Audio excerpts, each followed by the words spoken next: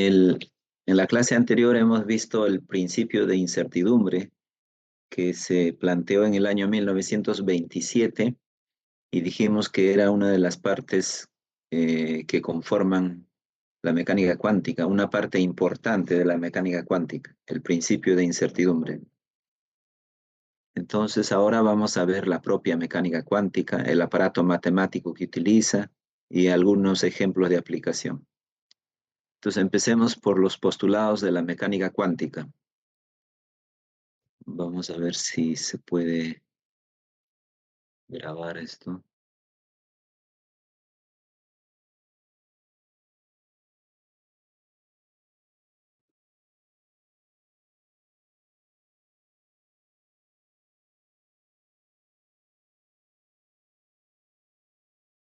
Recording in progress. Bien, postulados de la mecánica cuántica. Dependiendo del enfoque se pueden citar 4 o 5 postulados. Nosotros vamos a mencionar 5 postulados. El primer postulado dice a cada partícula o sistema de partículas se le hace corresponder una función de onda. Vamos a denotar por la letra griega psi y depende de las coordenadas espaciales y del tiempo. Esta función debe ser finita y continua. También su primera derivada debe ser continua. Esta función contiene toda la información significativa del sistema. Así como cuando a partir de la segunda ley de Newton encontramos la aceleración e integramos y sale la velocidad y nuevamente integramos y sale la posición en función del tiempo, esa expresión de la posición en función del tiempo contiene toda la información del sistema. Más o menos de esa manera, pero esto no es posición, es otra cosa, que ya más o menos hemos explicado. Su módulo al cuadrado tiene el sentido de probabilidad. Aquí un ejemplo de una función creciente, por tanto esto no puede ser una función de onda que represente a una partícula. Tiene que ser finita. Bien, postulado 2. A cada magnitud física, algunos le llaman a eso, dependiendo del enfoque que se le dé, a la magnitud física algunos le llaman observable. A cada magnitud se le puede asociar un operador lineal y hermítico. Luego vamos a ver qué es un operador lineal y hermítico. Postulado 3. Los valores de una magnitud física se obtienen a partir de la ecuación de valores propios. Esta ecuación se llama ecuación de valores propios y de funciones propias. Se le puede llamar así de manera completa o algunos solo le llaman ecuación de valores propios. Aquí, como podemos ver, para recordar fácilmente, casi tenemos lo mismo a izquierda y derecha. A, psi, solo que esta A está con un sombrero. Entonces, cuando está así, significa que es un operador. Y un operador es una operación pendiente. Puede ser una derivada, por ejemplo. Entonces, es una operación que se aplica a la función que está delante. En este caso, a la función psi. Y al otro lado, en cambio, es la multiplicación de una constante A por la función. A estas funciones, a las funciones que resulten de esta ecuación, se les llama funciones propias del operador, de este operador.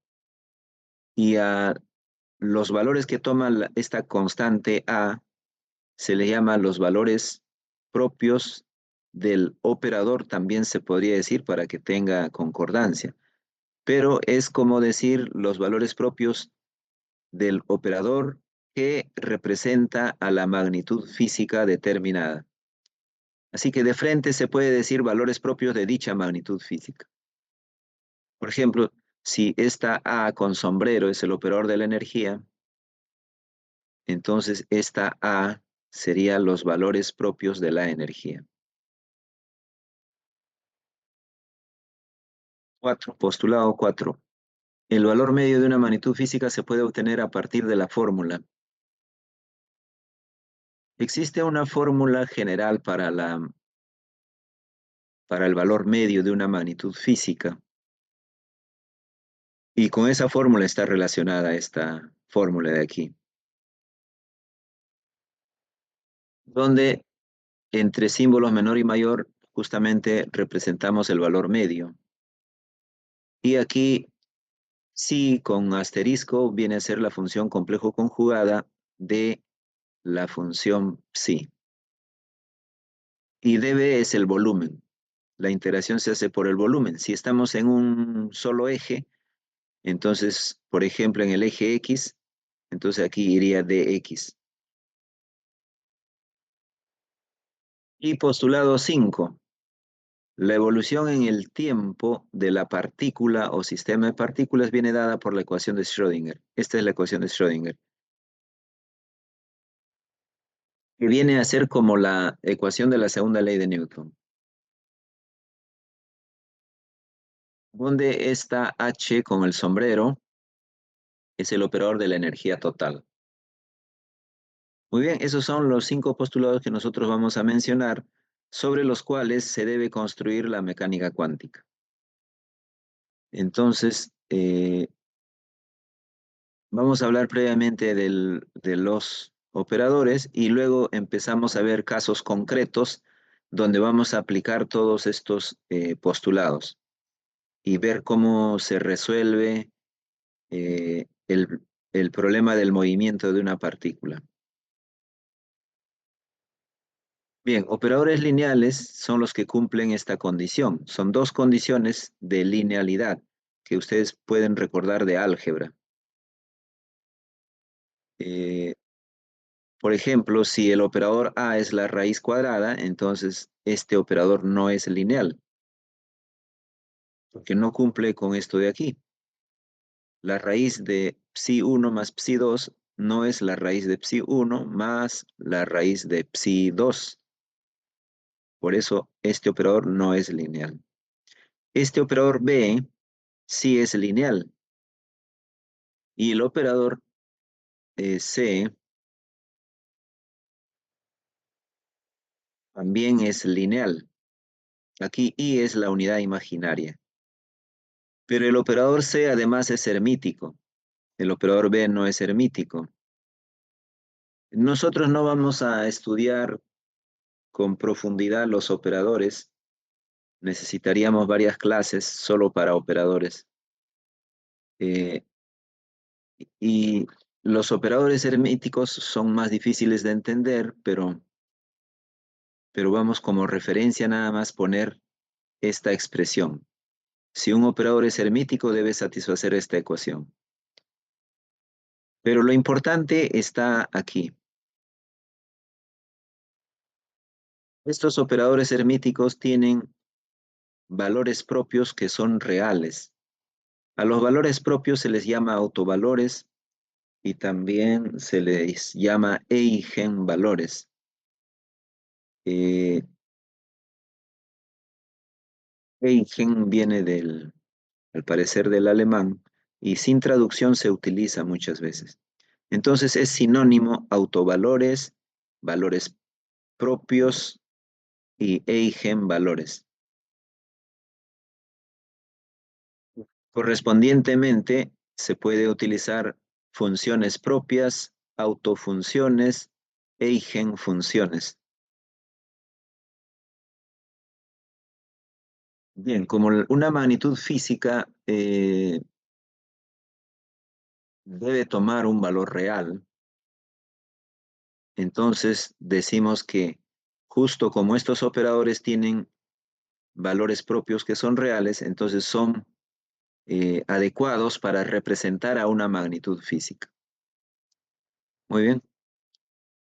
Aquí algunos de los operadores que vamos a utilizar. H, que también se le ha puesto un nombre especial, se llama hamiltoniano. Eh, es el operador de la energía total, como ya habíamos mencionado, y aquí podemos utilizar la fórmula entre magnitudes físicas. La energía total es la energía cinética más energía potencial. Con los operadores podemos también conservar esa fórmula. Este T sería entonces el operador de la energía cinética, U sería el operador de la energía potencial. También esta otra fórmula se puede mantener, o sea, la mayoría de fórmulas se pueden mantener, la mayoría de fórmulas que se dan para magnitudes físicas se puede mantener para operadores. No todas, por supuesto.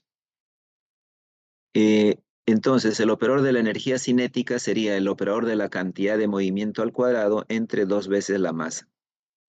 Y el operador de la energía potencial sería simplemente la función de energía potencial, que en general puede depender del tiempo. El operador de la posición será el mismo vector posición.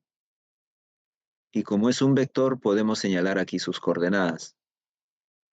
El operador de la coordenada X sería la coordenada X, el operador de la coordenada Y, la misma coordenada y así también con Z. Y aquí viene algo novedoso, el operador de la cantidad de movimiento. Arriba hemos utilizado las fórmulas, como aquí, por ejemplo, energía cinética, cantidad de movimiento al cuadrado entre 2 masa, pero aquí ya hay una fórmula que es totalmente novedosa, porque no estamos poniendo M por B, sino esta expresión que dice menos IH barra operador nabla. I es la unidad imaginaria. El operador nabla es el operador del gradiente. En coordenadas cartesianas, sus componentes serían estas de aquí. Del operador nabla sería derivada parcial por X, derivada parcial por Y, derivada parcial por Z. Por tanto,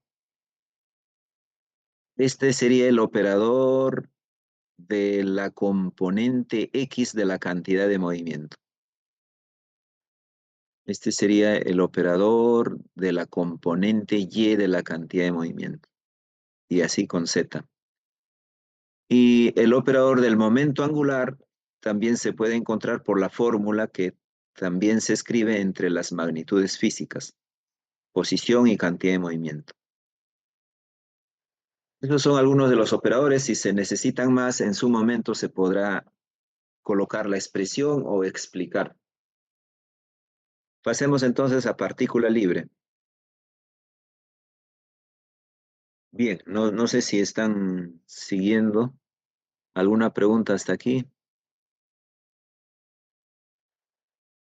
Bien. Ninguna, profesor. Ok, vamos a continuar. Entonces, estamos viendo los postulados para los que de repente han llegado recién. Y ahora recién vamos a empezar un caso de movimiento al que vamos a subtitular partícula libre. En, en la mecánica de Newton, la mecánica clásica, nosotros a partir de las fuerzas encontramos la aceleración y luego integrando, si se requiere, la velocidad y posición. Entonces, las fuerzas determinan el estado de movimiento. Por eso hacemos el diagrama de cuerpo libre, etc. Aquí es algo similar. Estamos estudiando el movimiento de las partículas, pero en lugar de dar fuerza, vamos a dar energía potencial. La energía potencial y la fuerza están relacionadas. Si hay una fuerza, hay una energía potencial correspondiente, porque vamos a hablar básicamente de fuerzas conservativas. Porque como ya más o menos habíamos adelantado, la mecánica cuántica tiene sentido en el mundo subatómico. Y en el mundo subatómico las fuerzas son conservativas, como la fuerza eléctrica. Entonces, vamos a tener básicamente fuerzas conservativas. Por tanto, en lugar de dar la fuerza, vamos a dar la energía potencial. Por ejemplo, un problema de movimiento de caída libre se puede resolver por la segunda ley de Newton a partir de fuerzas, encontrar la aceleración y luego lo que se pida, o se puede también resolver por conservación de la energía, donde utilizaríamos la energía potencial gravitacional. Utilizar esa energía potencial gravitacional es equivalente a utilizar la fuerza, peso. Entonces hay dos formas de resolver un problema en mecánica clásica. Se puede hacer por fuerzas, en este ejemplo de caída libre, por el peso, o se puede hacer por energía potencial, utilizando la energía potencial gravitacional. Entonces, por eso aquí nosotros se estila en mecánica cuántica dar la energía potencial, no la fuerza. Cuando una partícula es libre cuando la suma de fuerzas es igual a cero o cuando no hay ninguna fuerza. En nuestro caso, eso es equivalente a que la energía potencial sea igual a cero. Muy bien. Entonces, como dice aquí, vamos a estudiar el movimiento de una partícula de masa m en el eje X. Entonces, ¿qué es lo que tenemos que resolver? Tenemos que resolver la ecuación de Schrödinger, que habíamos puesto como el quinto postulado. Decíamos, la evolución del estado de la partícula en el tiempo se da mediante esta ecuación. Esta ecuación es como la segunda ley de Newton. Siempre vamos a resolver entonces esta ecuación. Con los datos que se tenga, resolveremos esta ecuación. Es lo que vamos a hacer. ¿Cuál es el dato en nuestro caso? Es este de aquí. Esto tendremos que reemplazar en esa ecuación.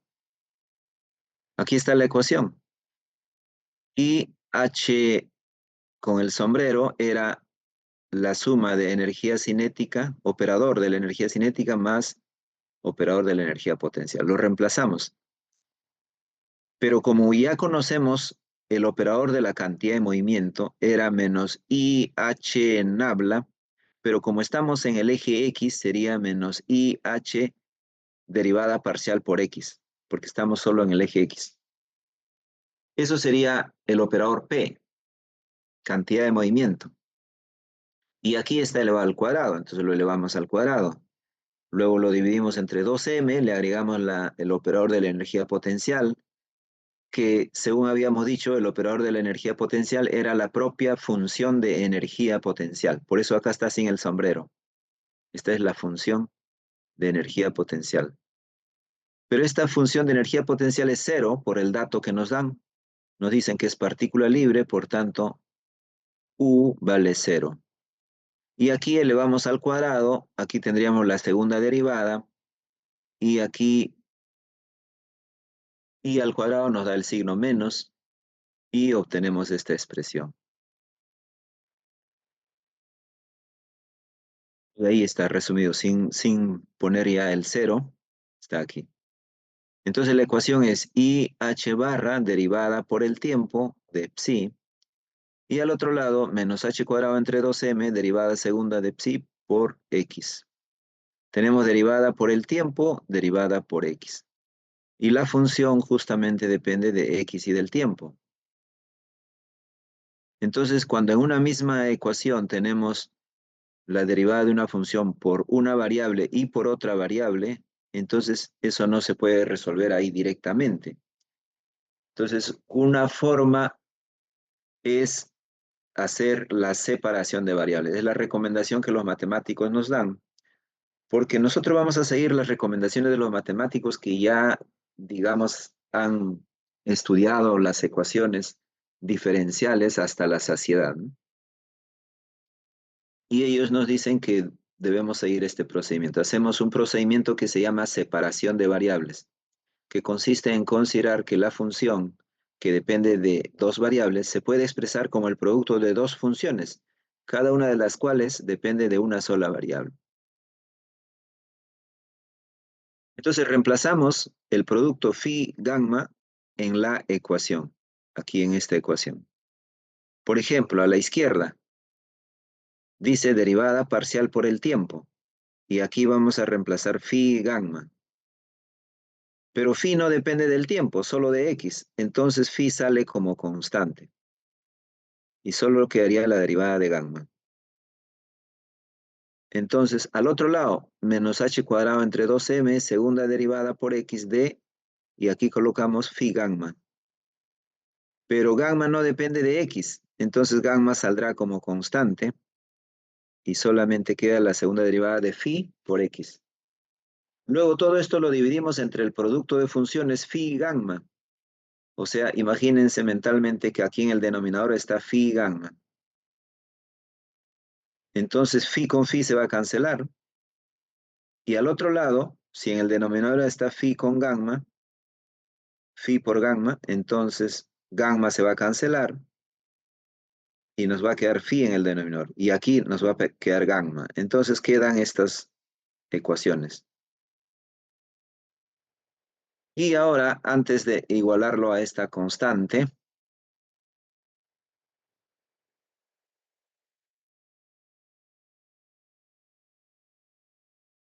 antes de,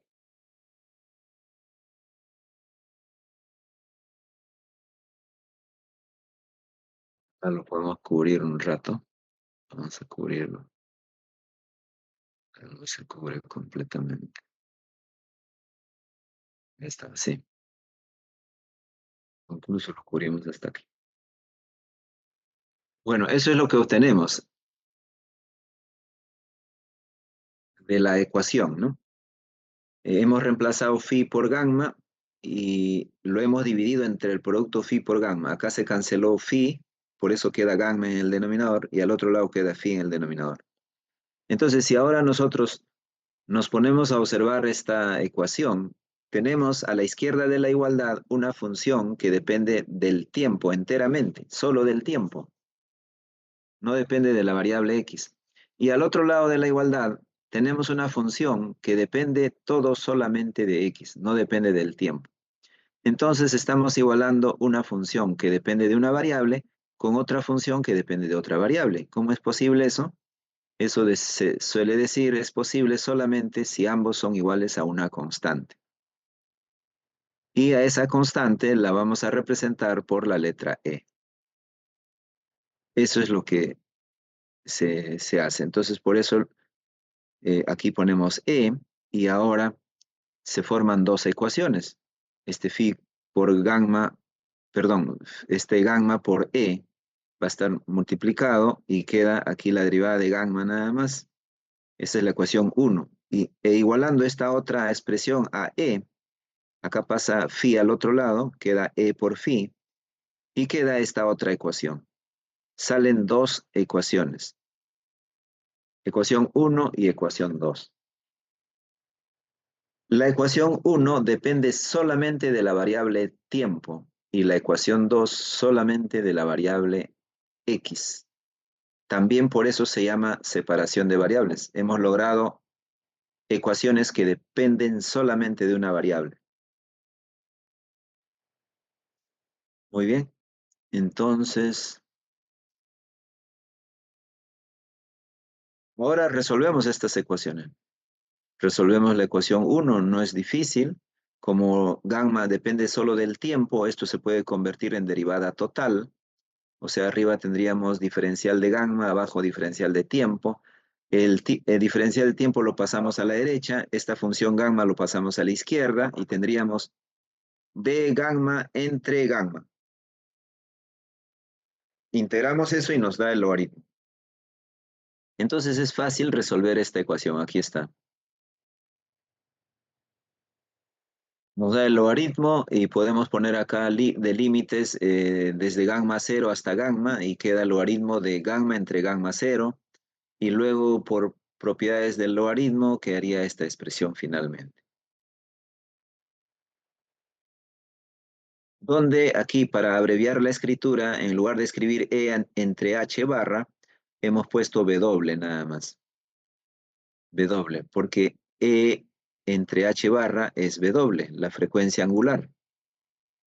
En otras palabras, la energía E es igual a H barra por W. De esa manera hemos encontrado esta la solución a la función gamma, resolviendo la ecuación 1. Ahora debemos resolver la ecuación 2. Pero antes de resolver la ecuación 2, vamos a hacer un paréntesis que lo estoy indicando por esta línea. Así que en otra diapositiva termina ese paréntesis aquí con esta línea. Y aquí se está resolviendo nuestro problema. Pero veamos brevemente este paréntesis. Y acá lo que estamos haciendo es lo siguiente.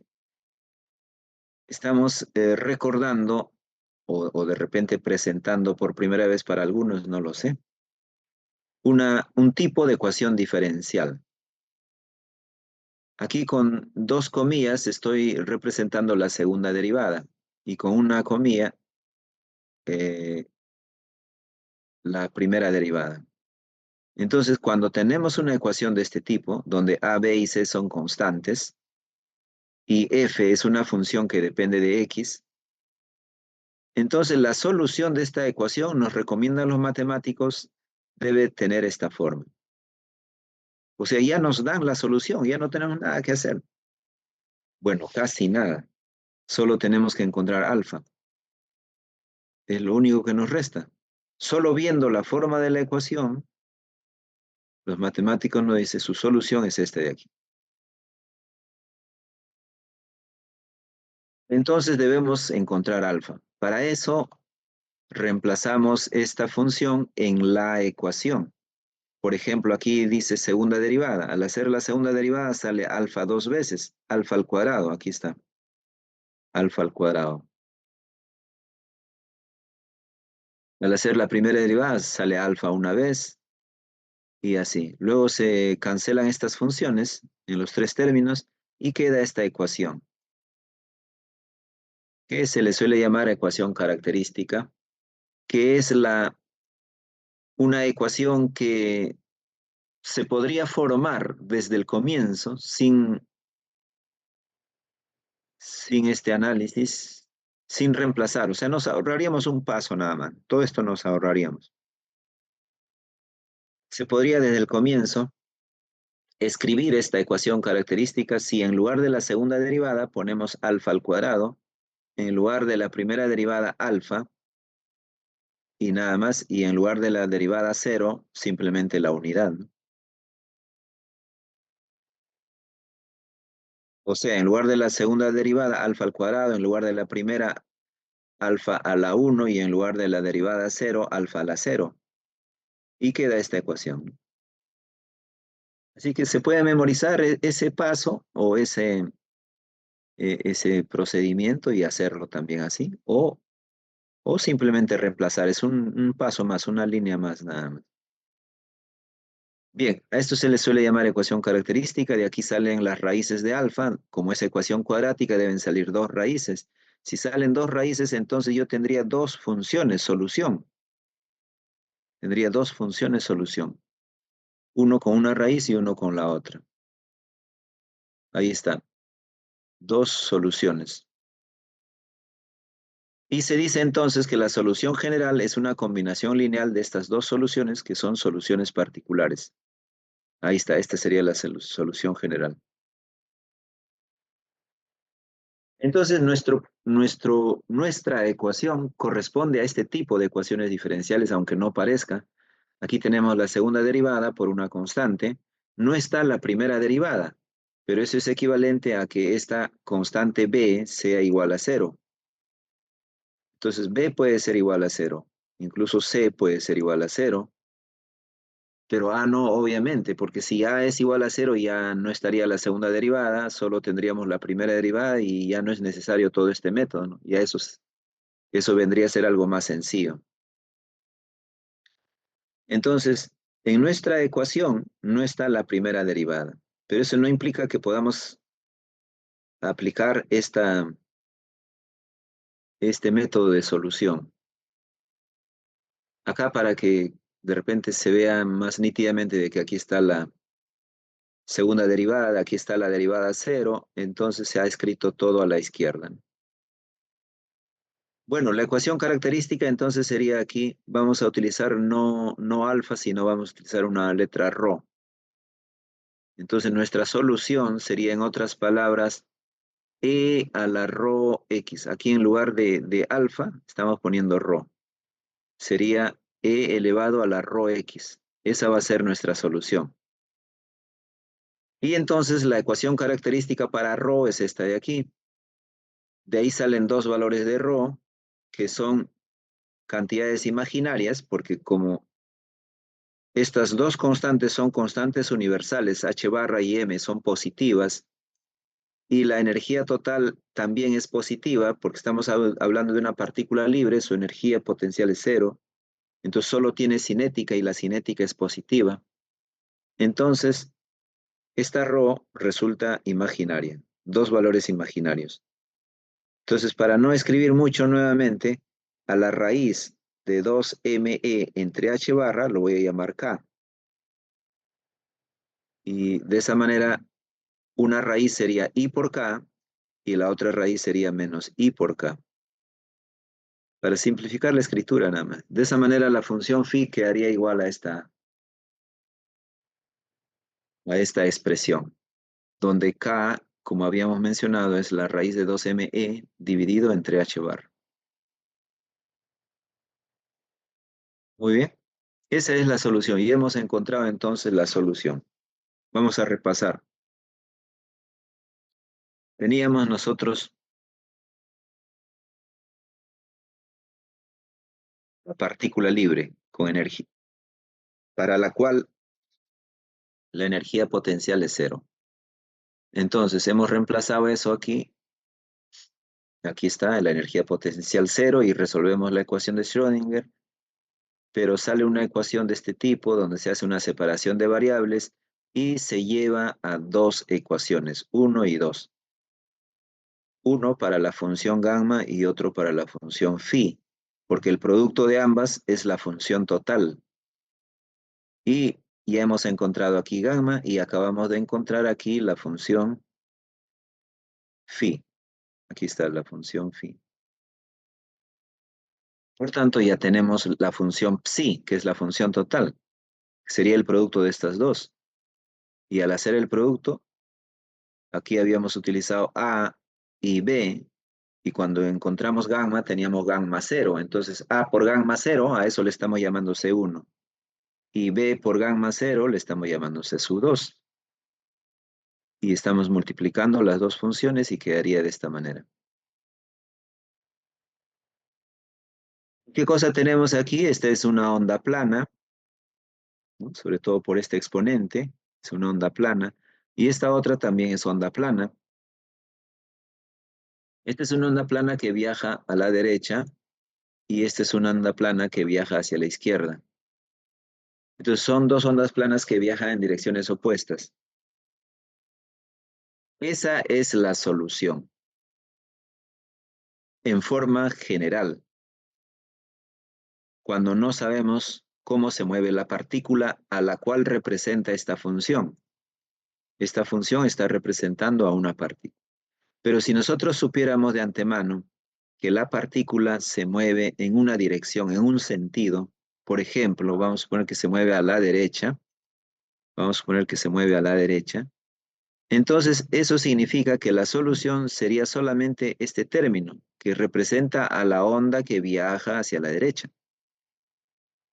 El otro término ya no existiría, lo cual es equivalente a decir que la constante C vale 2. Perdón, vale 0. La constante C sub 2 vale 0. A eso es equivalente. Y la función quedaría nada más así, con C1, con C sub 1, pero ¿para qué ya ponerle subíndice si no hay otro término, ¿no? Lo puedo poner como C nada más. Esta sería la solución. Donde, como hemos visto, es una onda plana o senoidal, y es una función senoidal que tiene una frecuencia W precisa y un vector de onda también preciso. O sea, no hay incertidumbre acá.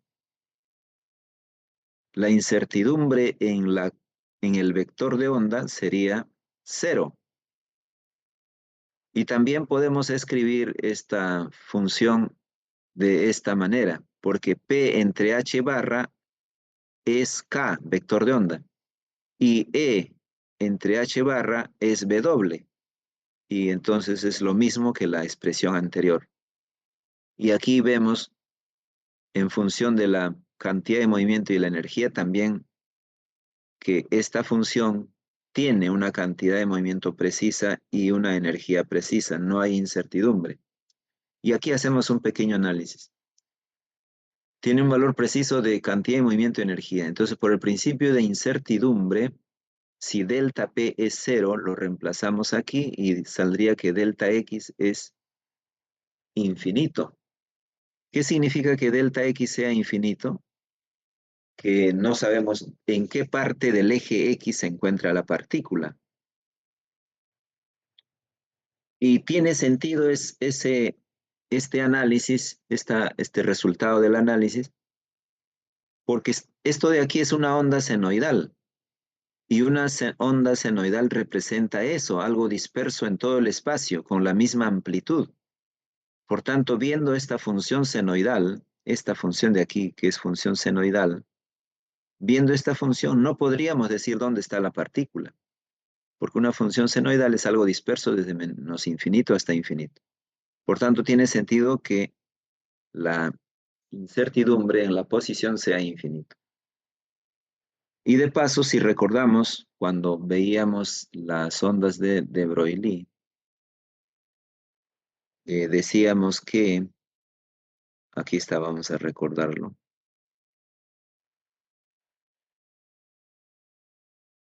¿Ven esta otra? ¿Ven donde dice principio de incertidumbre? ¿Alguien puede confirmar? No se ve, profe. Ah, no se ha cambiado para ustedes ya. Voy a cambiar entonces aquí en la...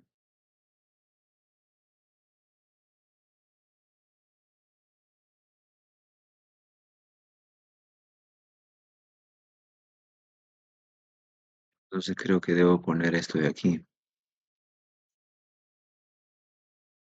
Ahora sí se ve, ¿no? Sí, profe, ahora sí. Ya, entonces decíamos que cuando hablamos de las propiedades ondulatorias de la partícula y decíamos que podemos, qué función de onda le asignamos, entonces decíamos, bueno, ¿podrá ser una función senoidal? Nos preguntaban y dijimos que no. Y decíamos que no porque esta función representa, bueno, no importa por qué, pero decíamos que no. Y justo ahorita en mecánica cuántica estamos analizando la partícula libre y su función de onda es una función senoidal como esta. Acabamos de encontrar una función senoidal. Entonces parece contradicción, pero no es contradicción porque el caso de partícula libre hay que tomarlo como un caso límite, porque generalmente la mecánica cuántica se aplica al mundo subatómico y las partículas en el mundo subatómico están interactuando. Hay potenciales, hay fuerzas, no están libres. Entonces, por eso tomemos lo de partícula libre como un caso límite. Y como caso límite, pues sí podría representarse por una función senoidal. Entonces, no hay, digamos, una total contradicción con esto. Bien, y decíamos, ¿por qué no una onda senoidal? ¿Por qué no puede representar? Porque la onda senoidal es algo uniforme desde menos infinito hasta infinito.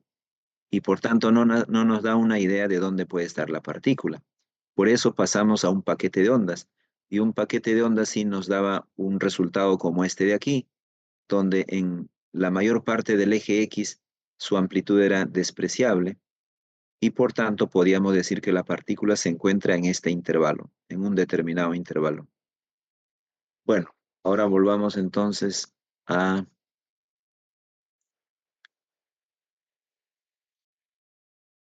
lo que estábamos analizando, la partícula libre. Se ve ahora esta parte donde nos habíamos quedado, ¿no? De partícula libre. Sí, profe. Ya, muy bien.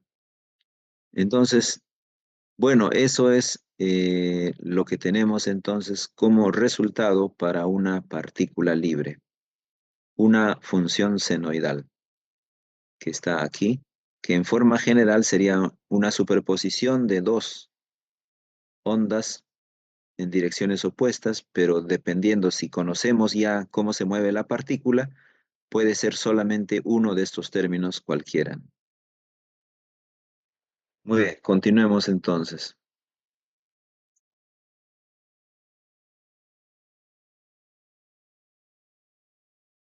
Pero vamos a retroceder.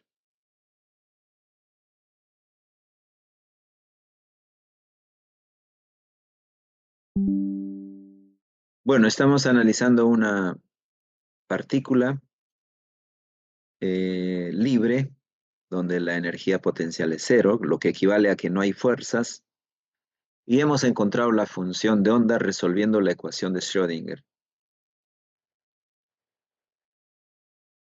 Pero otro de los objetivos de resolver la ecuación de Schrödinger es encontrar los valores de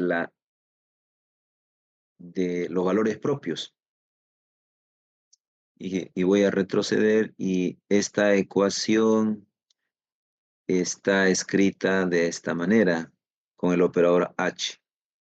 Bueno, en esta ecuación no es todavía necesario. Más adelante vamos a ver, porque todavía no tenemos una ecuación de valores propios. Pero vamos a agregar de todas maneras la energía. Vamos a agregar la energía. Y la energía la vamos a sacar de aquí. O sea, no vamos a obtenerla resolviendo así una ecuación, sino más bien del procedimiento que hemos seguido al resolver la ecuación para encontrar la función de onda. Ahí en el camino hemos utilizado la energía o relacionado la energía con alguna magnitud, en este caso con K. De aquí podemos despejar la energía y decimos sería h cuadrado k cuadrado entre 2m. Bueno, eso lo estamos presentando aquí. H cuadrado k cuadrado entre 2m. Y representa cómo la energía depende del vector de onda. Y en este caso es en forma cuadrática. O sea, esta gráfica sería una parábola. Y a esta expresión de la energía en función del vector de onda se le suele llamar relación de dispersión. Y a la curva de la gráfica, curva de dispersión. Eso como adelanto, ¿no? Más adelante probablemente utilicemos estos conceptos. Bien, pasemos al siguiente caso, pero previamente vamos a ver la ecuación de Schrödinger independiente del tiempo. ¿Cómo estamos de tiempo? Vamos en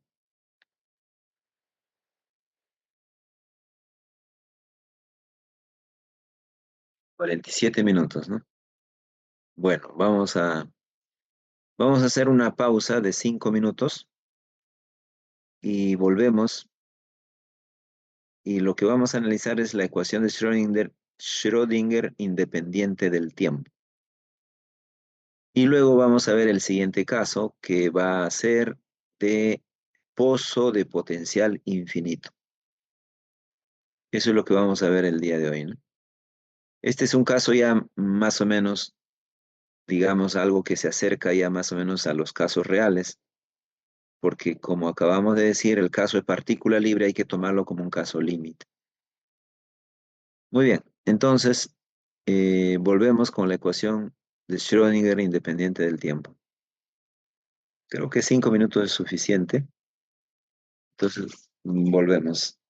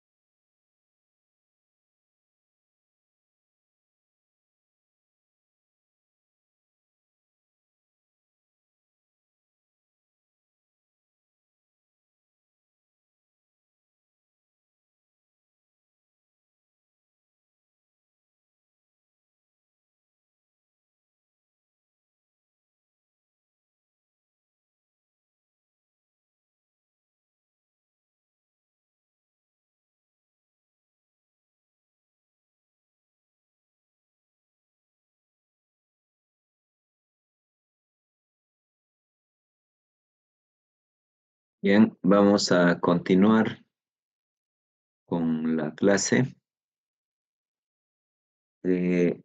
Habíamos visto la partícula libre. Veamos ahora la ecuación de Schrödinger independiente del tiempo. Habíamos dicho que la energía potencial puede depender del tiempo en forma general, pero en la mayoría de los casos no depende del tiempo. Y a esos casos le vamos a llamar casos estacionarios, cuando no depende del tiempo. En esos casos, cuando no depende del tiempo, entonces la,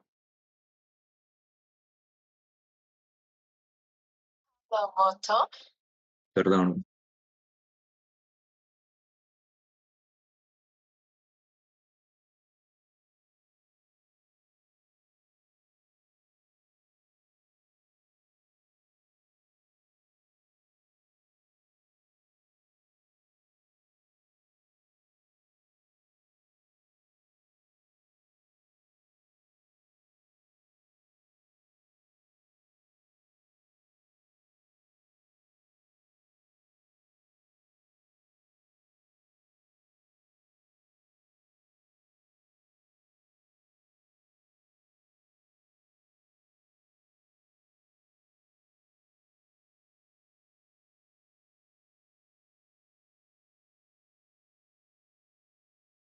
bien, esta es la ecuación de Schrödinger.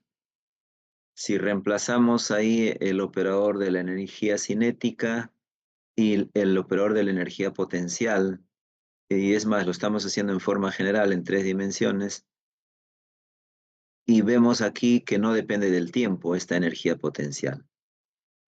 Luego, hacemos la separación de variable, proceso que acabamos de hacer, pero aquí simplemente están las 3 coordenadas espaciales en forma general.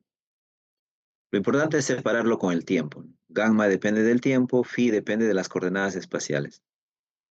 Y luego reemplazamos este producto phi gamma en la ecuación. Por ejemplo, aquí en la derivada por el tiempo, phi no depende del tiempo, entonces phi sale como constante, igual que antes. Y al otro lado ponemos phi gamma. Y ahora fijémonos en este operador que va a actuar sobre el producto phi gamma, phi que depende de x y gamma que depende del tiempo. Alguna parte de todo este operador depende del tiempo. Este operador nabla es es derivada por coordenadas espaciales. Esta que no es derivada, pero podría tener el tiempo como un factor, pero tampoco lo tiene porque hemos dicho que no depende del tiempo. Entonces nada de esto depende del tiempo, por tanto no va a afectar a gamma. Entonces gamma va a salir como constante, ahí está. Y todo este operador simplemente va a afectar a la función phi. Y ahora que hemos deducido eso, todo lo volvemos a escribir como h. Solo lo hemos escrito así de manera extendida para visualizar de que todo esto no depende del tiempo y no afecta a gamma. Ahora lo volvemos a escribir como h y ahí está, sería gamma h sombrero aplicado a phi. Y entonces tendríamos y lo dividimos entre el producto phi gamma, igual que antes, y tendríamos esta ecuación donde el lado izquierdo depende del tiempo, el lado derecho de coordenadas espaciales, o sea, de variables diferentes. Por tanto, eso sí debe ser constante. A esa constante la llamamos E y se forman 2 ecuaciones. Procedimiento similar al que hemos hecho ya. Entonces se forman estas 2 ecuaciones. Esta es la ecuación 1, que es la misma que antes. Vamos a retroceder. Y de la otra parte de H sale esta phi, lo pasamos a multiplicar por E y sale H aplicado a phi igual E por phi. Esa es diferente a lo que antes habíamos tenido. Esta ecuación 1 es exactamente igual a lo que antes teníamos y será igual para cualquier caso. siempre la parte que depende del tiempo va a ser la misma. Entonces, si va a ser siempre lo mismo, ¿para qué cargar con esta ecuación? Lo dejamos de lado, como diciendo yo ya sé que la parte dependiente del tiempo tiene esa forma, ya no lo voy a tocar, lo dejo de lado y solo analizo la parte que depende de las coordenadas espaciales. Y eso está aquí en esta ecuación. Y además esta ecuación es interesante porque viene a ser una ecuación de valores propios. Es una ecuación de valores propios, porque es un operador aplicado a una función igual constante por dicha función. Aunque no lleve la misma letra, no importa, ¿no? Antes habíamos puesto operador A y aquí valor A. Pero no es necesario, puede ser como en este caso, operador H, valor E. Lo importante es que esto sea una constante y esto una multiplicación. En cambio, aquí esto no es una multiplicación, esto es un operador H aplicado a la función phi. Entonces es una ecuación de valores propios. A esta ecuación se le llama ecuación de Schrödinger independiente del tiempo y es la ecuación que vamos a resolver en adelante. Ya no es necesario la ecuación 1. Entonces ahora las funciones propias serán estas de aquí. Phi, la función phi será la función propia. Y E serían los valores propios de la energía. Muy bien, de la energía total, ¿no? Esto es lo que vamos a resolver para todos los casos. Y veamos el primero de ellos, que es una partícula moviéndose en un pozo de potencial, que vamos a denominar pozo de potencial infinito, en un potencial determinado. Aquí utilizamos la palabra potencial, pero en realidad lo que estamos representando es la energía potencial. Simplemente para abreviar, en lugar de decir energía potencial, que son dos palabras, se dice potencial nada más. Así que no es por ejemplo, hablemos del caso eléctrico. En el caso eléctrico tenemos dos magnitudes, potencial eléctrico y energía potencial eléctrica. Entonces, cuando digamos potencial, no nos estamos refiriendo al potencial eléctrico, sino a la energía potencial eléctrica, por si acaso, ¿no? Entonces, aquí está, entonces, así como en física 1 podemos dar el- el- las condiciones que van a determinar el movimiento de una partícula, son las fuerzas, aquí va a ser la energía potencial. Entonces, para cada caso, lo primero que tenemos que señalar es la energía potencial. Y eso se está haciendo aquí para el pozo infinito, que también se le suele llamar caja de potencial, caja de donde no puede salir la partícula. Entonces la energía potencial sería cero en este intervalo entre 0 y L. Aquí está el eje X, aquí está 0 y L. Entre esos dos, en ese intervalo, la energía potencial vale cero. Y en el resto vale infinito. Esa es la función matemática. Aquí un pequeño análisis para entender por qué la palabra pozo y luego qué implica que sea infinito. Acá arriba es infinito, ¿no? Entonces la palabra pozo puede provenir del hecho de de, de tomar como referencia la energía potencial gravitacional. Por ejemplo, si tenemos un orificio en el piso, un pozo, se le suele llamar pozo, ¿no? Un pozo, una piscina sería un pozo, ¿no? Algo que está, digamos, por debajo de la superficie terrestre. Entonces, tenemos un pozo. Si tomamos un eje, bueno, este no es el pozo real, ¿no? Esto ya es la energía potencial, pero vamos a tratar de dibujar aquí. Podría tener un pozo, ¿sí? En la superficie terrestre, ¿no? Y puedo tener un nivel de referencia.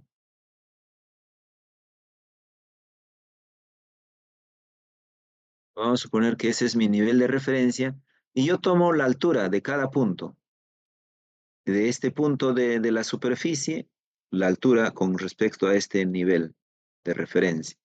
Luego de este punto hay otra altura menor. Este es el punto más bajo, hay una altura menor. Y este otro punto está a otra altura y así. Cada punto está a una altura determinada. Y si yo grafico H versus X, este eje horizontal es X.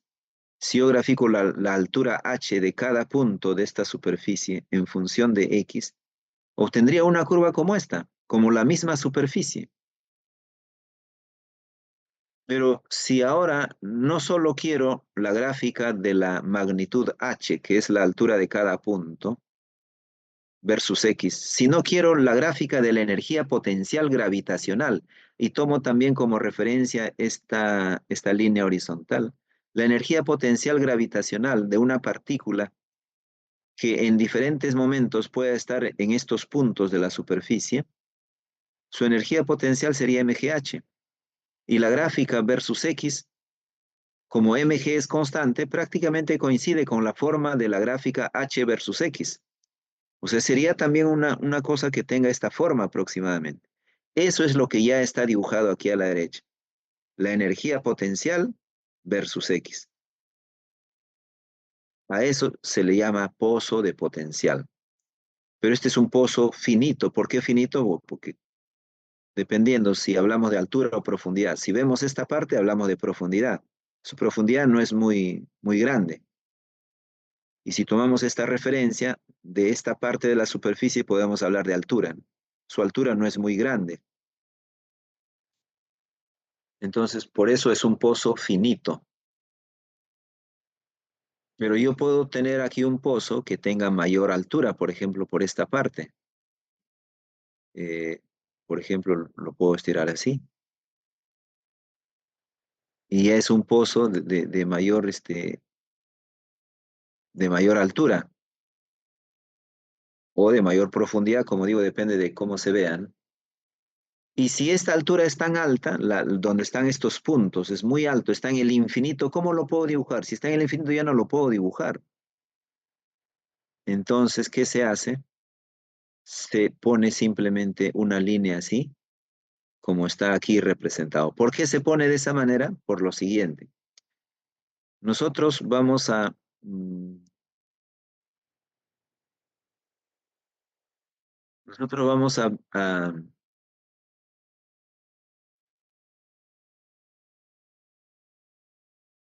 tenemos que tratar de interpretar el, cómo la energía potencial nos permite sacar conclusiones del movimiento de una partícula. De esa manera no lo hemos hecho en física 1, pero se pudo haber hecho, ¿no? Por ejemplo, si esta es la superficie, si esta es la superficie de la Tierra, si yo coloco, por ejemplo, una bolita, vamos a colocar aquí una bolita.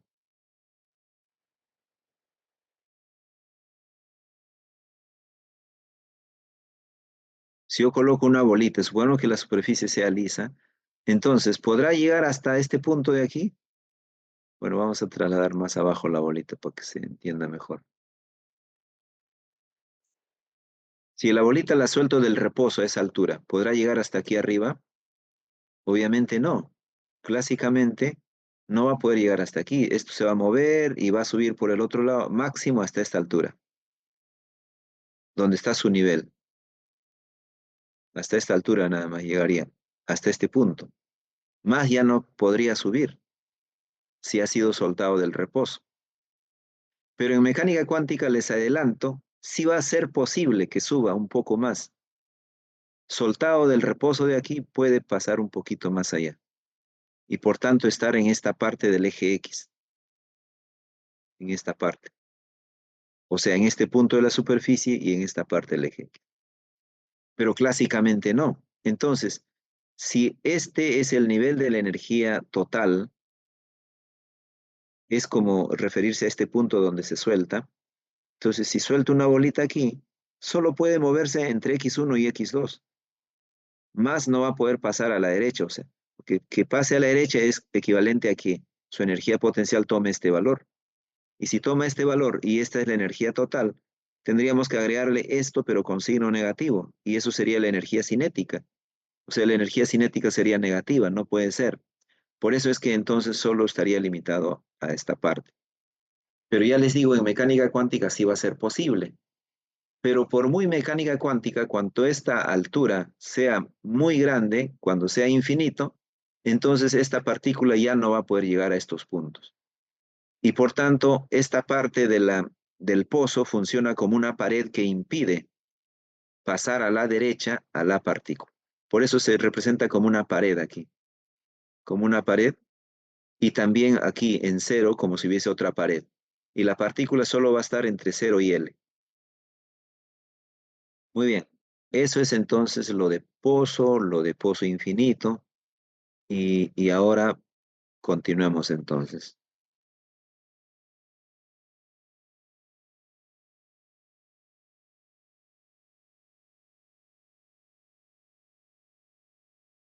Bien, entonces ahora vamos a resolver la ecuación de Schrödinger, que sería la ecuación independiente del tiempo, que es esta de aquí. Entonces reemplazamos ahí. Necesitamos reemplazar la energía potencial, pero como la energía potencial toma valores diferentes en intervalos diferentes, entonces tenemos que partir el análisis en estos intervalos. Primero analizamos este intervalo, luego el otro intervalo. Es más, esto que hemos denominado el resto son dos intervalos, de 0 a la izquierda y de L a la derecha. O sea, hay en total tres intervalos, desde menos infinito hasta 0, desde 0 hasta L y desde L hasta el infinito. Primero entonces veamos este intervalo. Vamos a resolver ahí la ecuación de Schrödinger en este intervalo. Ahí la energía potencial es 0, entonces reemplazamos aquí 0 y se convierte en esta ecuación. Ecuación que ya hemos resuelto, que lo habíamos arriba denominado la ecuación 2, y dijimos que corresponde a un tipo de ecuación diferencial donde tendríamos en forma general con una función f, a por f segunda derivada de f, más b por primera derivada, más c por f igual 0. A ese tipo de ecuaciones correspondía y dijimos que su solución era entonces e a la rho por x. Esa era la solución, e a la rho por x, la solución para esta función, para la función phi. Pero luego reemplazamos en la ecuación, hallamos rho, salieron dos raíces imaginarias, y al reemplazarlos al final y hacer una combinación lineal de las soluciones particulares salió esta solución general. Solo que entonces lo escribimos con WT, porque habíamos escrito completa la ecuación aquí. Aquí salía kx menos WT, aquí también kx menos WT. Pero ahora solo estamos resolviendo la ecuación con la parte de la función de onda que solo depende de coordenadas espaciales. El tiempo ya lo hemos dejado de lado. Lo hemos dejado de lado porque va a salir lo mismo. Si lo queremos, lo agregamos, ¿no? Si queremos, lo agregamos aquí. WT va a ser, ¿no? E a la I, WT va a ser. Podemos agregarlo. Pero ya no es necesario agregarlo. Entonces tenemos aquí una onda plana que viaja a la derecha. Esto también hay que aprender a verlo como onda plana, así solamente con X. E a la I kx es onda plana u onda senoidal, que viaja hacia la derecha, y esta otra que viaja hacia la izquierda. Igualmente sale la superposición de dos ondas planas que viajan en direcciones opuestas, donde K toma este valor. Esa es la solución.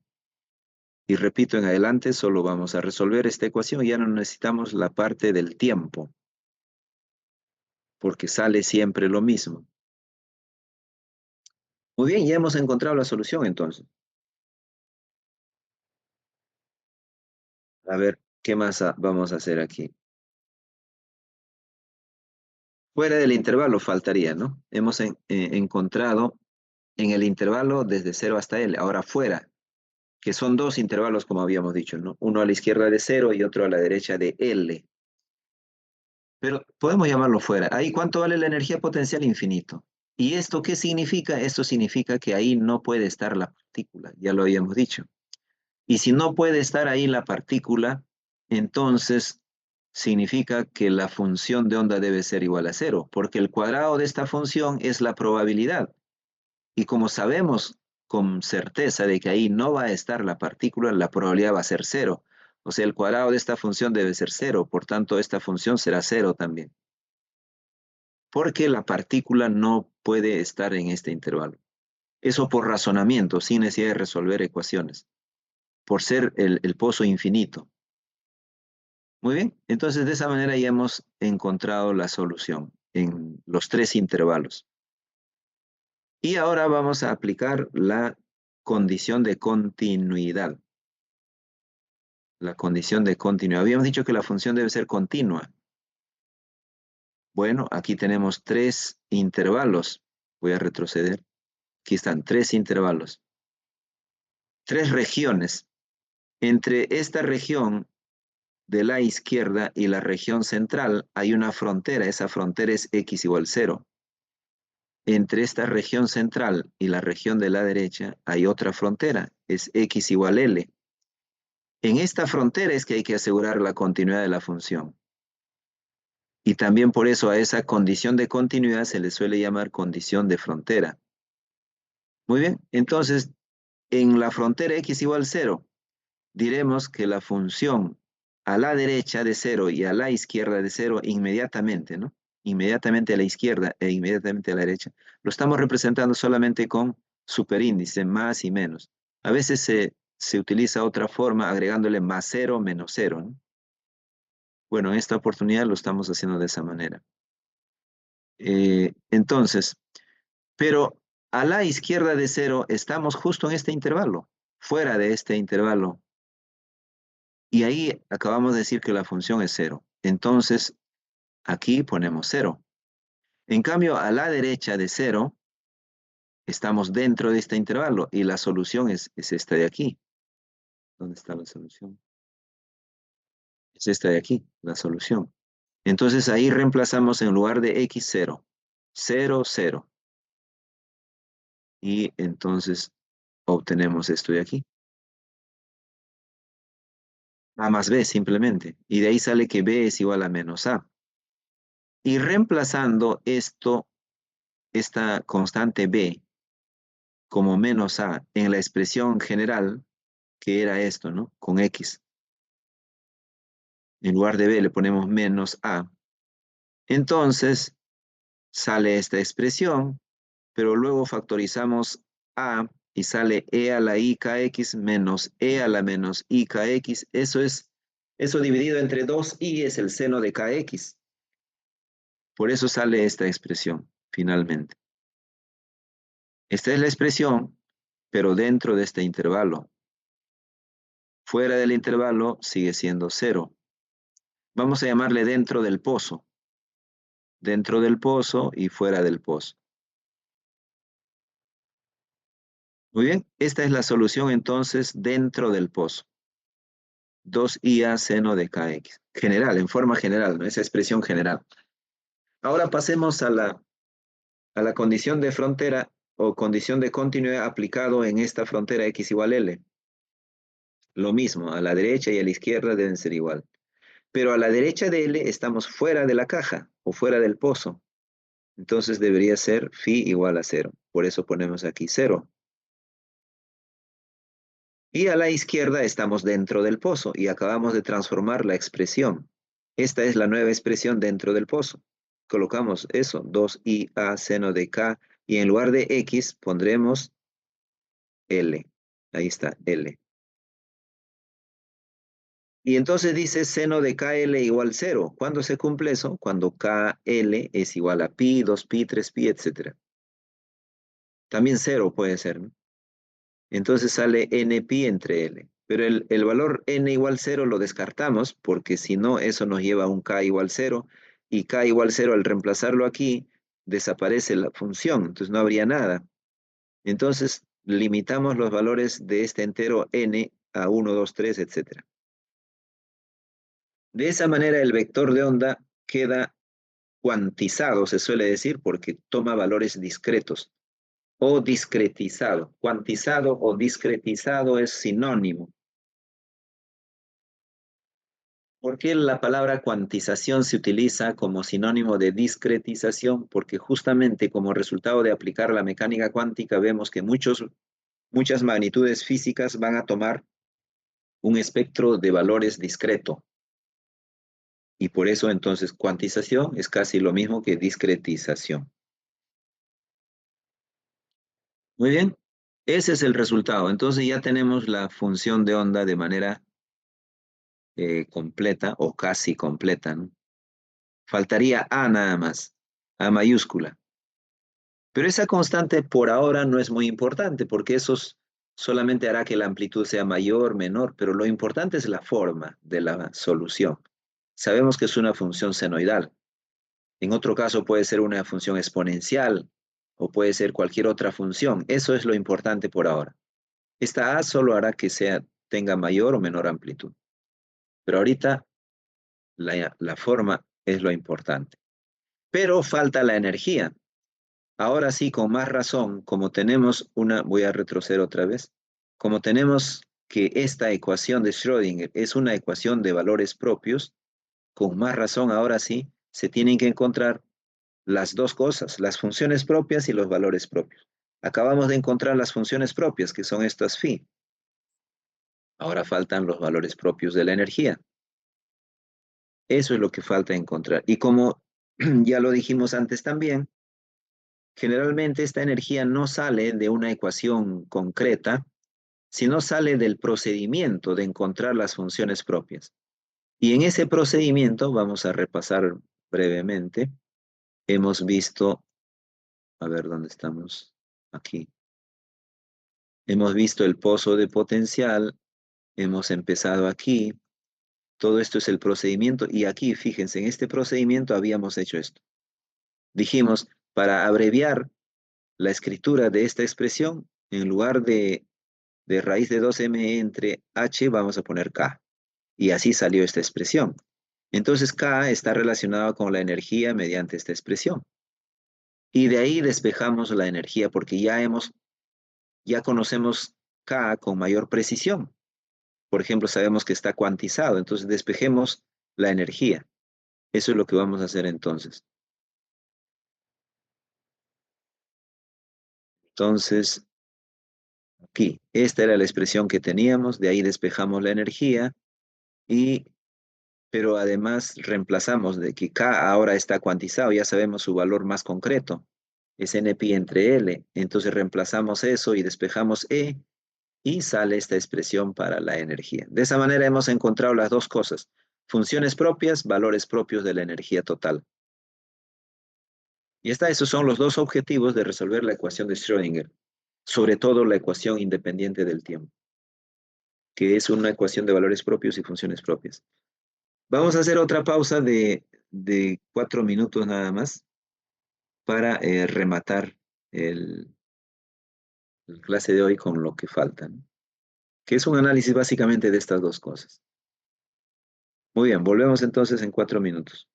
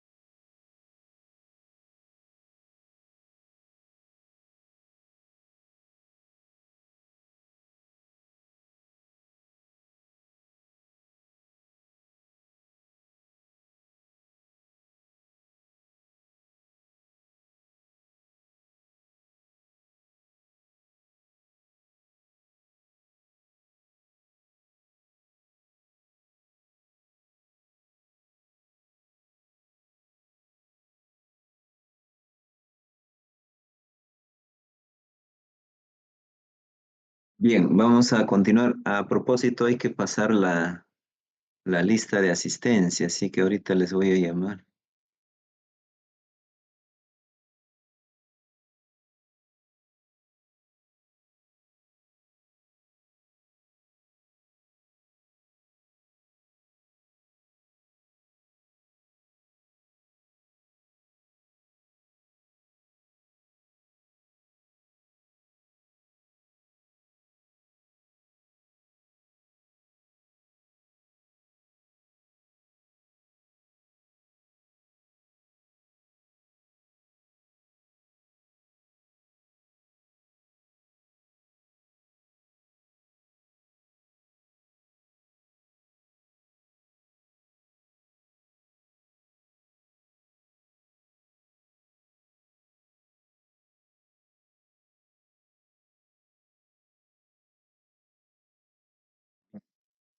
Bueno, en unos minutos llamamos. Vamos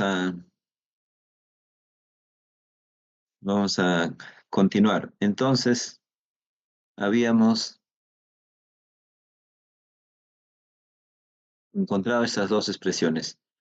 Bueno, y aquí las gráficas se pueden graficar. Esta es una función senoidal, pero hay que tomar en cuenta que, tomando en cuenta esta expresión del seno, nos vamos a dar cuenta de que cuando n vale 1, sale esta gráfica de aquí, o sea, media longitud de onda entre 0 y L. Cuando n vale 2, entonces al colocar aquí y hacer la gráfica, van a salir dos medias longitudes de onda entre 0 y L. Claro, aquí se ha ubicado esta curva de color rojo que corresponde a n igual a 2 más arriba, pero no significa que esté así. Lo que pasa es que aquí el eje horizontal X se está colocando imaginariamente aquí en esta línea punteada de color azul cuando queremos graficar la función para n igual 1. Y en esta línea punteada de color rojo, cuando queremos graficar la función de onda para n igual 2. Y así, cuando queremos graficar para n igual 3, colocamos imaginariamente el eje horizontal aquí. De manera que, por ejemplo, en n igual 2, esta parte sería negativa, esta parte de la curva. Porque aquí está el eje horizontal, esta parte es negativa y esta parte es positiva. Bueno, y luego también podemos graficar la densidad de probabilidad. Y como esto es elevado al cuadrado, entonces ahora sí sale positivo siempre, ¿no? Por eso, por ejemplo, para n igual 2, aquí hasta la mitad tenemos una gráfica por arriba, pero después de la mitad también tenemos por arriba porque es al cuadrado. Ahí está, para n igual 2. Así serían las gráficas entonces de la densidad de probabilidad, que también están para ubicarlos en la energía correspondiente, ¿no? Para dar una idea de que eso corresponde a un estado en que la partícula tiene tal energía. Pero en realidad deberían todas dibujarse en un mismo eje horizontal, ¿no? Aquí es como que el eje horizontal se está cambiando para graficar una u otra función. Muy bien, ese es el resultado. Y como decíamos, solo faltaría esta constante A, pero esta constante A también se puede encontrar y se hace mediante un procedimiento que se llama condición de normalización, que consiste en lo siguiente. Como hemos dicho que esta expresión es la probabilidad de que la partícula se encuentre en el intervalo de X. Si lo integramos desde menos infinito hasta infinito, sería la suma de las probabilidades de que se encuentre en cualquier parte del eje X, y eso es 1. O sea, de hecho está la partícula en cualquier parte en algún punto del eje X, y a eso se le llama condición de normalización. Y esto va a limitar el valor de A para que cumpla justamente esta condición. Y ya está, entonces vamos a aplicarlo. Aplicado aquí, tendríamos lo siguiente. El intervalo, hay tres intervalos de menos infinito a 0, ahí la función de onda vale 0, entonces queda 0. Luego el intervalo de L a infinito, también la función de onda vale 0, entonces sale 0, no hay ninguna integral. Y solamente de 0 a L tenemos una expresión determinada para la función de onda, que es esta de aquí.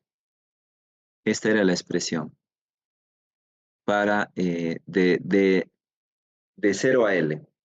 Entonces reemplazamos acá en la ecuación. Acá en la ecuación dice que debe ir la función, ahí está la función. Luego su complejo conjugado a la izquierda, ahí está su complejo conjugado.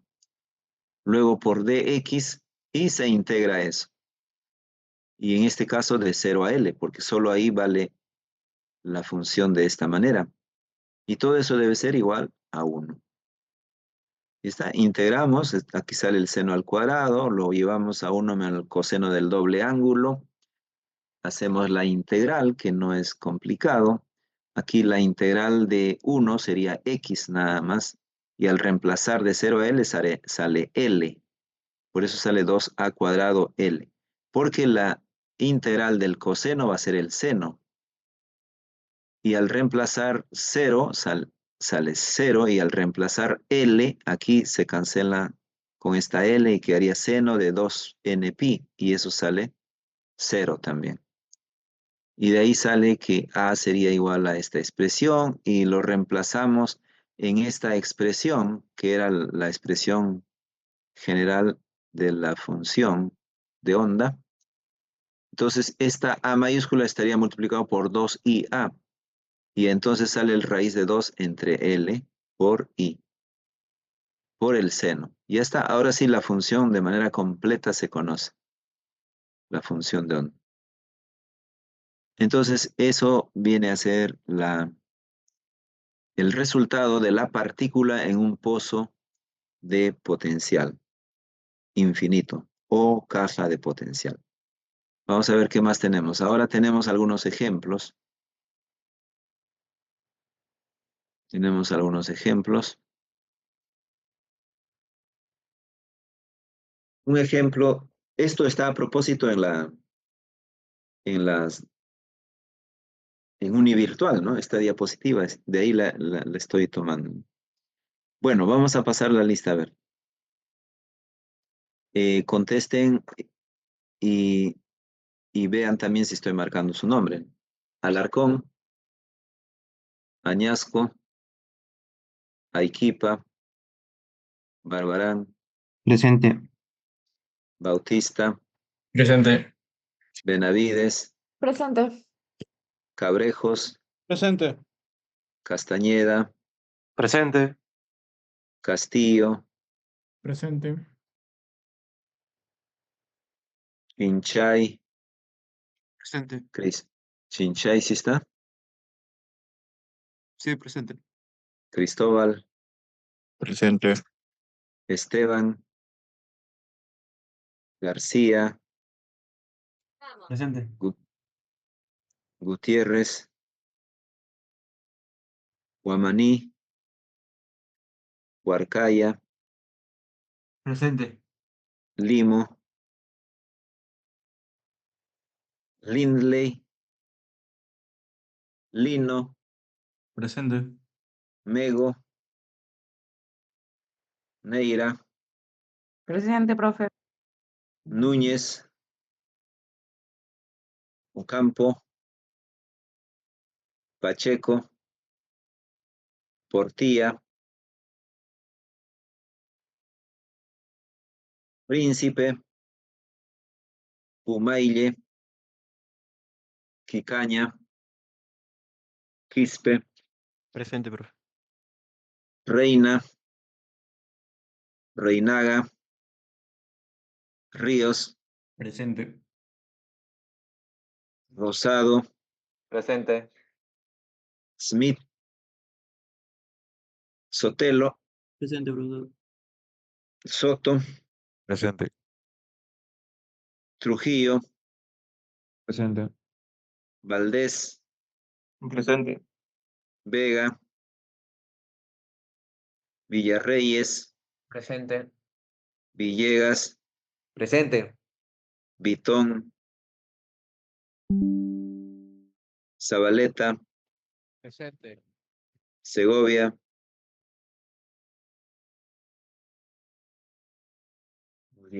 Ahí está la asistencia. Bien, continuemos entonces.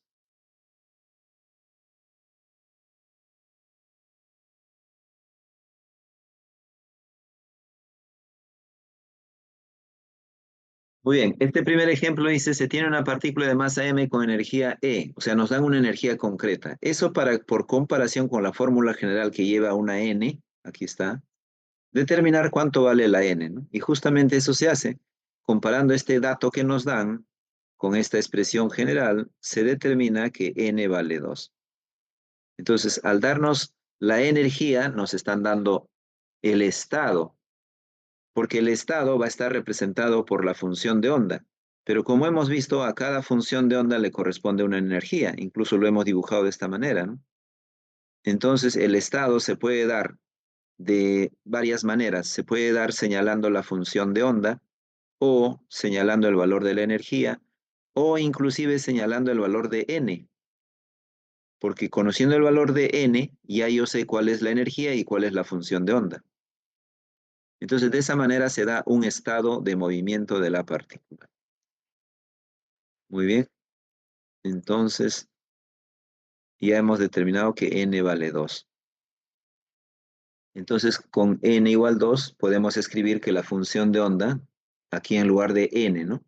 Ponemos n igual 2 y ya tenemos la función en forma ya más concreta, más precisa. Esa sería la función de onda. ¿Y qué nos piden?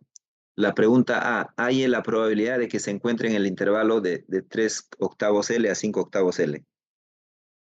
La probabilidad es esta expresión y solamente hay que poner de los límites del intervalo. En este caso de x1 a x2, donde x1 es 3 octavos L y x2 es 5 octavos L. Entonces, hacemos la integración y reemplazamos los valores y obtenemos, aquí está, ¿no? Hacemos toda la operación, reemplazamos los valores de los límites de integración y al final sale esto, 1/4 menos 1 sobre 2pi, que sale aproximadamente 0,09. Bueno, a propósito, aquí se ha dado este intervalo 3 octavos L, 5 L octavos, porque es la parte intermedia, es alrededor del centro. Y fíjense, alrededor del centro, uno esperaría pues la mayor probabilidad de que se encuentre ahí. Y por ejemplo, eso sucede en el estado n igual 1. La mayor probabilidad, es más, acá está la función de densidad de probabilidad. La mayor probabilidad está alrededor del centro. Si integro de 3 octavos L a 5 octavos L, voy a obtener un valor grande, cuando n vale 1. Pero estamos en n igual 2, y ahí sucede al revés. Alrededor del centro, los valores son bien pequeños, y por eso es que sale 0,09. Ese ha sido, digamos, el objetivo de poner este intervalo alrededor del centro.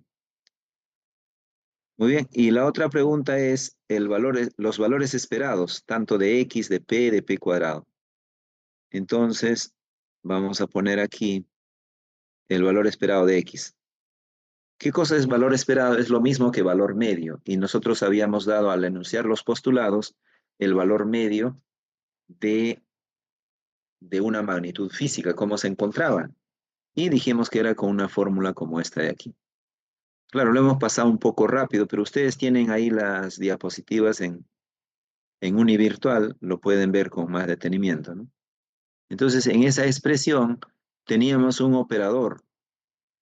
El operador justamente de la magnitud física cuyo valor medio queremos encontrar. Podemos retroceder rápidamente a los postulados y eso es lo que teníamos, ¿no? Aquí está el valor medio. Valor medio de una magnitud A. Entonces tengo que utilizar el operador que representa a esa magnitud física. Si quiero el valor medio de la posición, tiene que ser el operador de la posición. Si quiero el valor medio de la energía, tiene que ser el operador de la energía. Y las funciones de onda van de esta manera, su complejo conjugado y la función de onda. Y se integra por el intervalo, si es en una dimensión de x. Entonces, eso es lo que vamos a utilizar. Y como nos piden valor medio de la posición, entonces utilizamos el operador de la posición. Y como ahora nuestra función de onda es esta parte que depende de la coordenada espacial nada más, utilizamos phi en lugar de psi. Y reemplazamos y hacemos la integral. Y en general esto se debe integrar desde menos infinito hasta infinito. Pero los valores que toman las funciones de onda son diferentes en diferentes intervalos. Entonces por eso tenemos que dividirlo en 3 intervalos. Como antes, de menos infinito a 0, la función vale 0. Entonces no hay ninguna integral ahí. De L a infinito también. Solo quedaría de 0 a L. Ahí está, de 0 a L, reemplazamos la función complejo conjugada. Luego el operador. El operador de la posición es la misma posición. Lo dijimos al ver los postulados, al ver los operadores. Y es más, lo dimos en forma vectorial, ¿no? Para el vector R. Dijimos el operador de la posición R con sombrero era el mismo vector R. Bueno, de sus coordenadas lo mismo, ¿no? El operador de la coordenada X es la misma coordenada X. Y cuando decimos la misma coordenada X significa que multiplica, que va como factor. Y cuando multiplica, el orden de los factores no cambia el resultado. Entonces X lo puedo poner adelante y multiplico seno por seno. Sería seno cuadrado. Lo pongo como 1 menos coseno del doble ángulo. Y hago la integral y obtengo finalmente este resultado. L medios. Lo cual podríamos decir que es previsible, era previsible porque estamos hablando del valor medio de la posición. Como la partícula solo se puede mover entre 0 y L, seguramente pues que el promedio de la posición va a ser L medios. Además, las funciones son simétricas, ¿no? En cualquier estado, las funciones son simétricas, hablando sobre todo de la densidad de probabilidad. Entonces, es esperable que el valor medio sea L medios. Muy bien, entonces, pero no hay que confundir el valor medio con la probabilidad. Como acabamos de ver, la probabilidad de que se encuentre alrededor del medio es bien pequeña, 0,09. Sin embargo, el valor medio sale exactamente L medios, el valor medio de la posición. O sea, son cosas distintas. Muy bien, entonces salió el valor medio de L medios. Ahora nos piden el valor medio de la cantidad de movimiento. Valor medio de la cantidad, entonces utilizaremos operador de la cantidad de movimiento. Igual, son 3 intervalos, pero solamente existe de 0 a L. Y ahora el operador de la cantidad de movimiento es este de aquí. Y ya no es una simple multiplicación, es una derivada que se le hace a la función que está adelante. Entonces, hacemos la derivada y luego, bueno, la derivada ¿qué nos daría? Nos daría el coseno. Y luego tendríamos seno por coseno, integramos, no es difícil, y al hacer la integral sale 0. Sale 0. Ustedes ya completan esas operaciones. Y el que salga 0 también tiene más o menos sentido, se puede por razonamiento también llegar a esa conclusión, porque nuevamente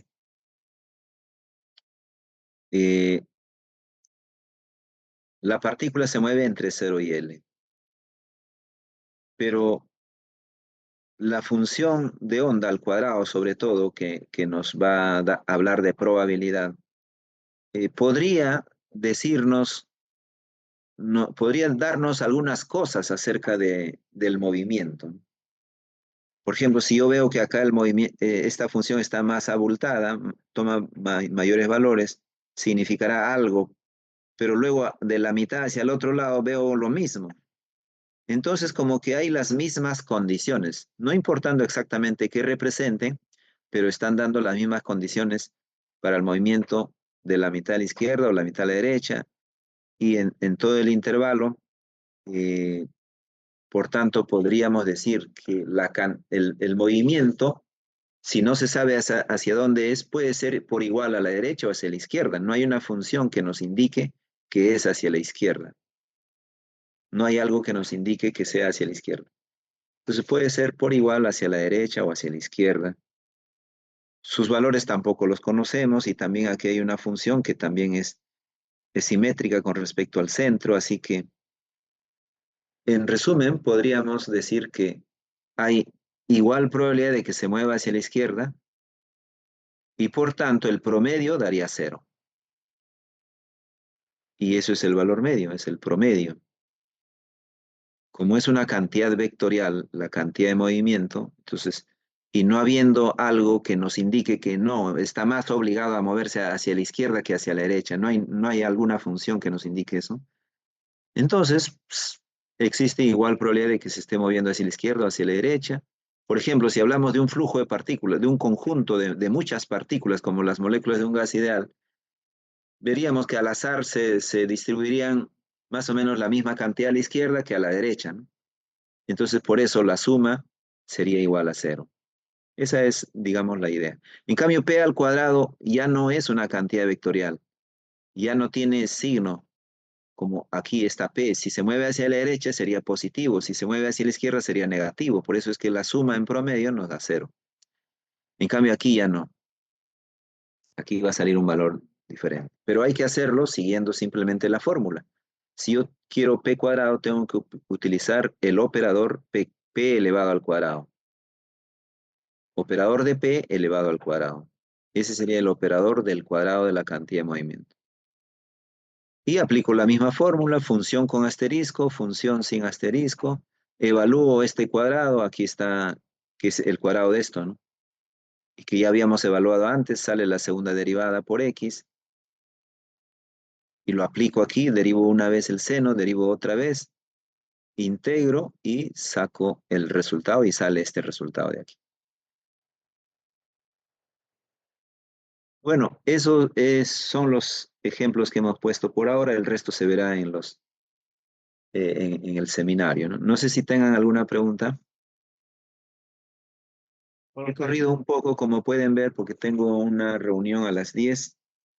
Y bueno, también con ustedes habíamos quedado, creo que también ustedes tienen algo que hacer a partir de las 10. Así que por eso he corrido un poco. ¿Alguna pregunta?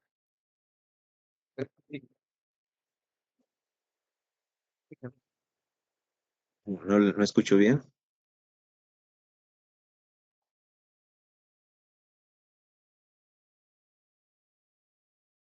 Profe, Sí. de las integrales de menos infinito a cero y de L a infinito, ¿se cancelan o qué pasa? No, no es que se cancele, la función ahí vale 0, pues. No hay nada que integrar, porque ahí no puede estar la partícula. Si no hay partícula ahí, entonces no hay nada ahí. Entonces esta integral se tiene que reducir a donde exista la función. La función solo existe de 0 a L. Ah, ya, está bien. Ujú. Porque la partícula solo puede moverse entre 0 y L.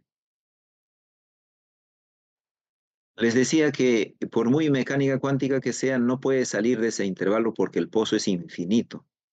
En cambio, más adelante vamos a ver en la siguiente clase que puede haber un pozo que ya hemos visto que funciona como una pared que no permita, de acuerdo a la física clásica, pasar a la derecha, pero es un pozo finito y vamos a ver que sí puede pasar, ¿no? O al menos que la probabilidad de que pase no es despreciable.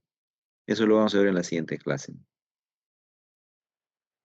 Por ahora, nuestra partícula solo se puede mover entre 0 y L. Por eso la integral tiene que ser de 0 a L. Si integran en otro intervalo va a salir otra cosa, equivocada. Muy bien. Creo que entonces eso sería todo. Entonces ya nos vemos en la otra semana. ¿Está bien? Bueno, que les vaya bien, que tengan fue un buen fin de semana. Nos vemos. Hasta luego, profe. Muchas gracias. Hasta luego. Gracias. Hasta luego. Chao.